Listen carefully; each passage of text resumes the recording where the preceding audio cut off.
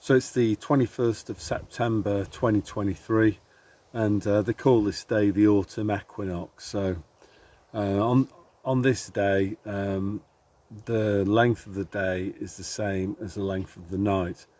And over here in Finland, for me anyway, this is kind of quite sort of a poignant day, really, because this is what I call like crossover day. So from this day onwards until March 21st, it gets darker in Finland than it does in England. So there are fewer hours of daylight over here in Finland from the 21st of September than there are in the UK. So the darker time of the year in Finland compared to Britain. And it stays that way until March the 21st. So, you know, we have longer days from March the 21st to September the 21st than you do back in Britain, but shorter days from September 21st through to March 21st. I might have laboured that, but you've probably got it. So, you know, people often say to me, oh, Finland sounds really nice, but I'm not sure that I could cope with the winters. And my thought is, well, you know, you've basically got 6 months where it's darker, 6 months when it's lighter. Would you prefer to have those lighter months in the summer, or would you prefer to have those lighter months in the winter? And for me, I'd much rather have the lighter months, you know, in the summer from March 21st through to September 21st than I would to have them in the winter time. Yeah. So anyway, I guess the other thing as well, like living here is I've mentioned this a few times, is being closer to nature.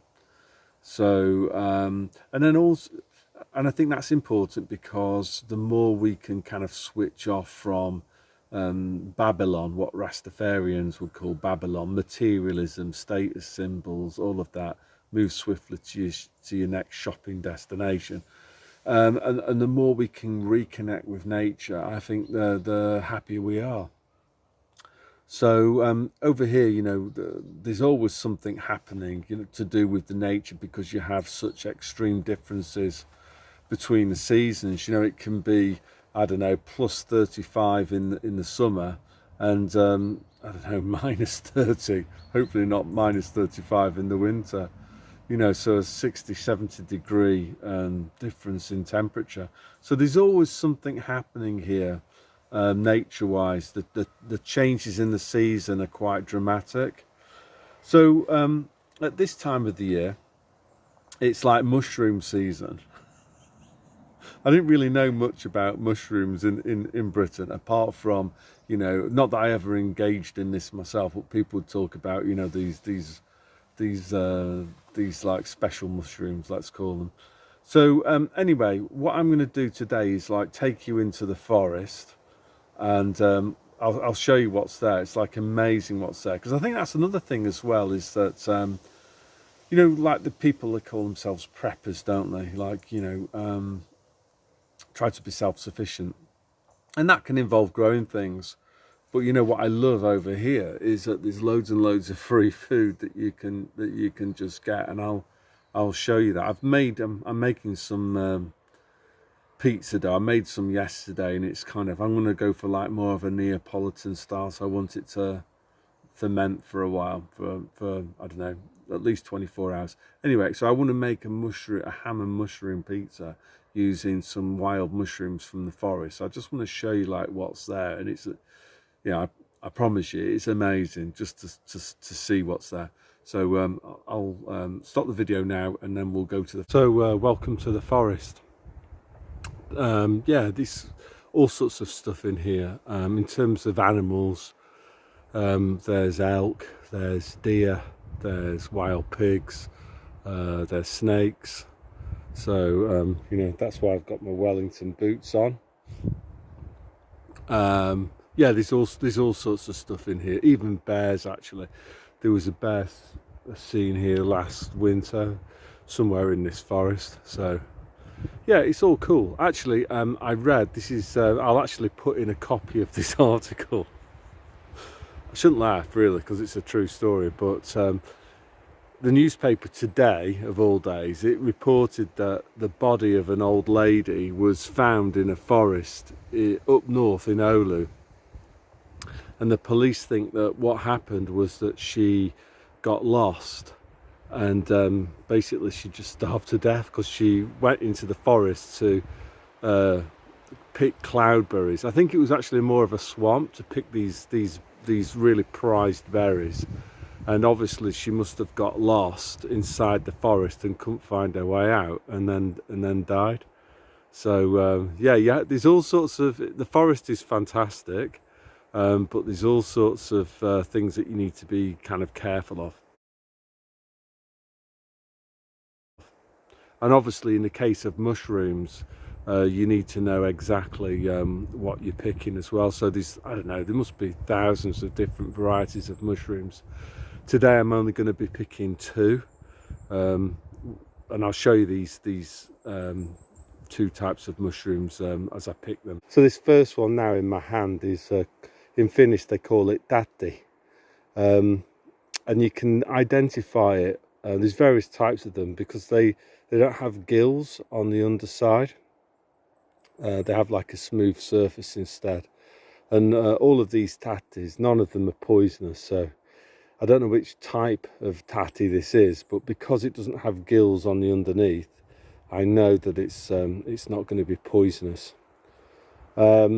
On the other hand, I don't know if you can see this bad boy down here. No way would I even touch that.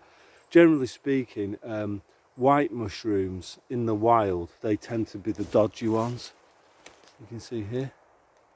I'll just turn the camera around. So basically, how do I know all of this stuff? Answer is that my wife told me. So she's a Finn. Her parents have always collected mushrooms, so a lot of this is like just historic knowledge that's been passed down.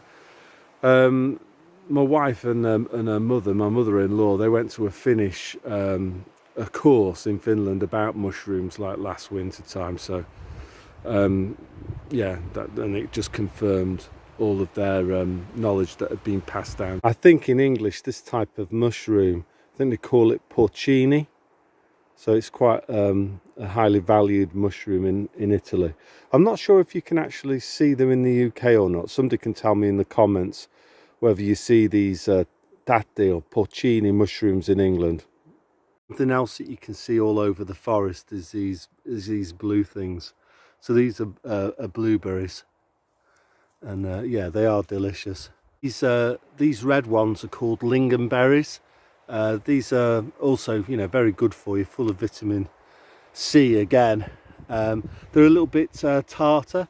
There's another mushroom there. I don't know what that is, so that's staying where it is. It may well be edible.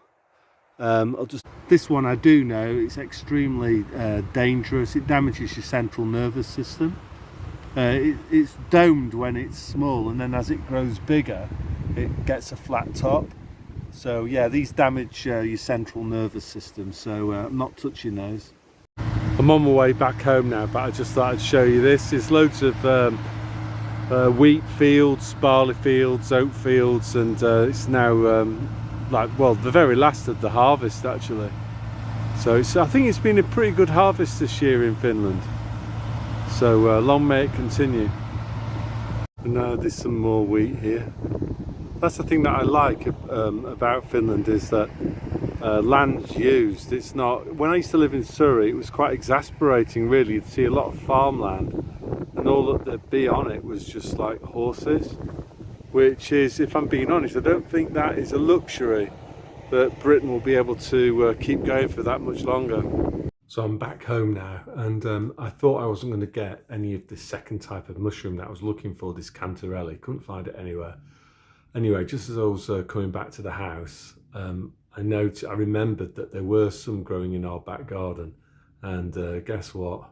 I found one. So these are these bright yellow mushrooms, and you can identify them because they have the kind of veins run almost down to the stem of the mushroom, and yeah, they're highly prized. So yeah, that's all I wanted to say today is to value things that are free.